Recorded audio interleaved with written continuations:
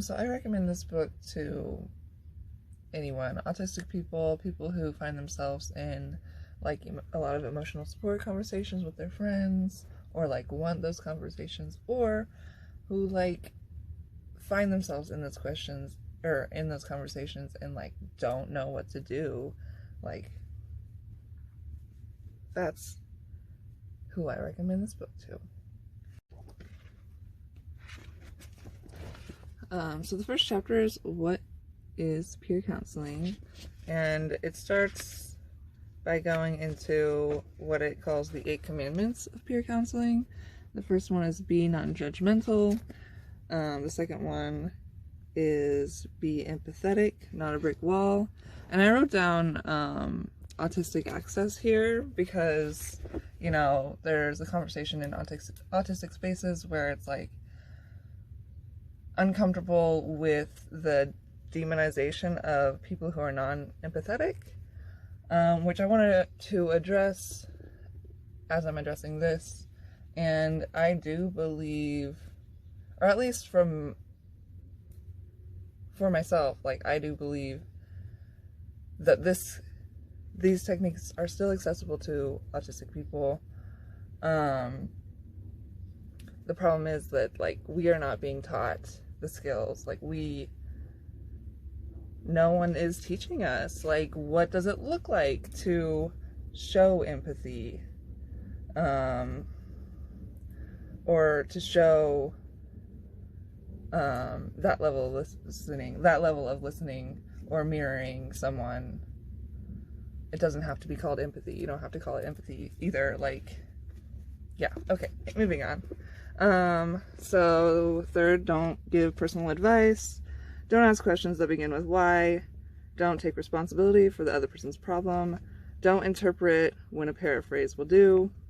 Stick with the here and now and deal with feelings first. Okay. Yeah, be non-judgmental. Stick with the listening and counseling skills, helping your peer client clarify, and perhaps helping them solve their problem in their way, not in your way, in their way.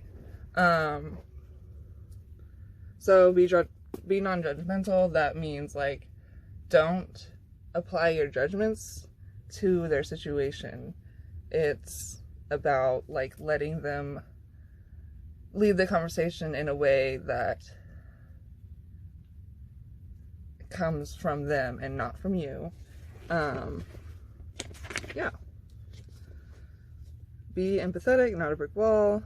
This says that empathy is demonstrated every time you accurately paraphrase something that the person has said, every time you use minimal encourager, which can be shown with a smile, nodding, saying uh-huh, and every time you make or maintain eye contact.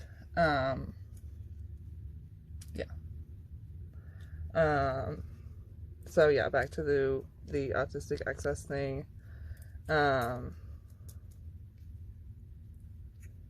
contact. Yeah, I feel like eye contact has definitely been easier for me after studying peer counseling skills. Like, I don't know. It's not going to be the same for everyone. I know that. But that's my experiences. So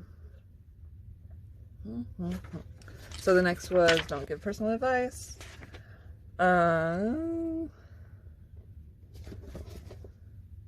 So it says, when counselors structure the session so that clients generate their own alternative solutions, these clients are much more likely to act on any decision made during the session.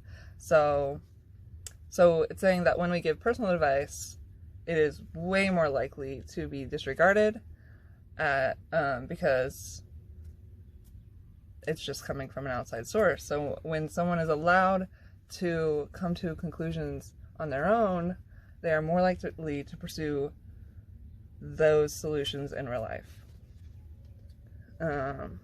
So then it goes into saying that giving advice should not be confused with providing information. Information should be passed along in a tentative but straightforward way and not cloaked in advice.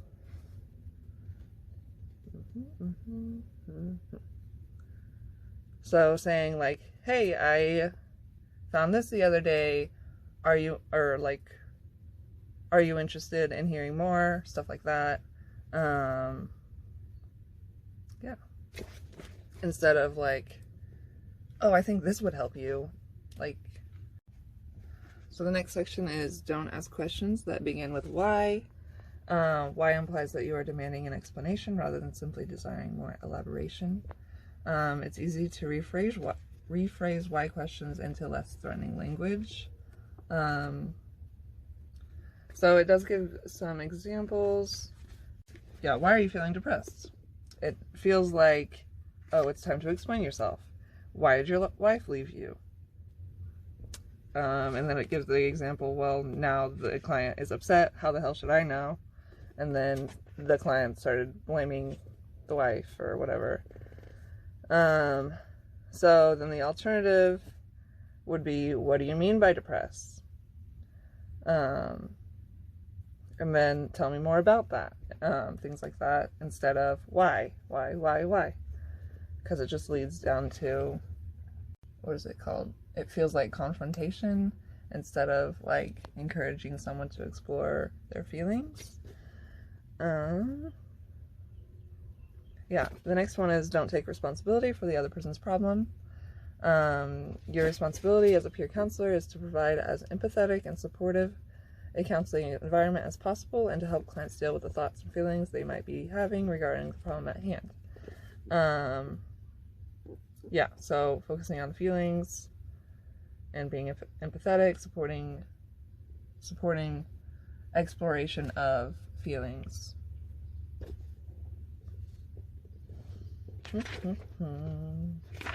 So the next one is don't interpret when paraphrasing will do. So interpretation means like taking what a person said and then making assumptions based off of it. So the alternative would be paraphrasing. So this says, even if interpretations are correct, and determining this is typically impossible, they can still be distracting and counterproductive. Behavioral and humanistic therapists agree, work toward clarification and change rather than insight during initial counseling sessions. So ask clarifying questions like, I heard you say this, is that correct? And they'll either say what is correct, or they'll be like, yes, that's correct, and this. Yes, yeah, that's a good one. Next one is stick with the here and now. It is most productive if the counseling topics are in the present and if the client, rather than anyone else, is the focus of attention. So it's about how they're feeling now, not how they were feeling last week. And it's not about how someone else was feeling, it's about how they're feeling and how, what are their thoughts on the situation.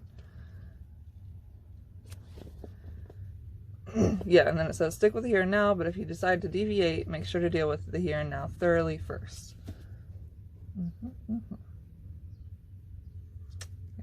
Yes. And then the next one is deal with feelings first.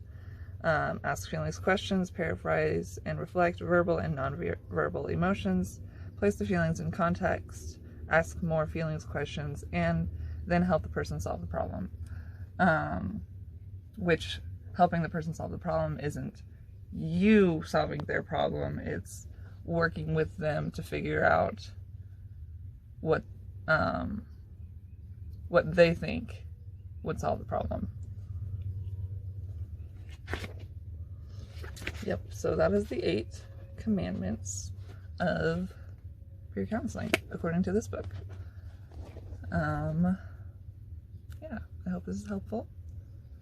And it's definitely helped me understand a lot about, like, every single conversation I exist in now. So, yeah. Highly recommend. For real.